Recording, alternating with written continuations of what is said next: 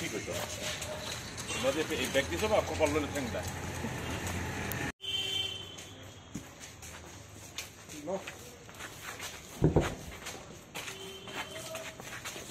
দেববর্মা সাহেব একটু অসুস্থ আছেন, তো অসুস্থ ছিলেন, তো একটু শারীরিক অবস্থার খোঁজ খবর নিতে এসেছি। সব ওনার শারীরিক অবস্থা, তারপর বর্তমানে কি প্রবলেম, এই সমস্ত জানার চেষ্টা করেছি।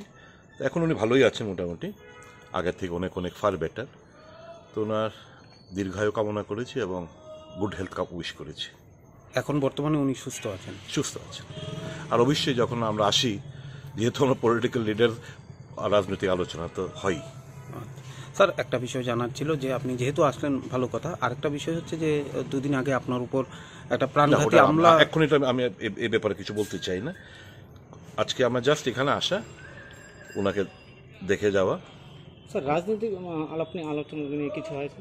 হয়েছে সেটা আমি এক্ষুনি আপনাদের ডিসক্লোজ নাই করলাম।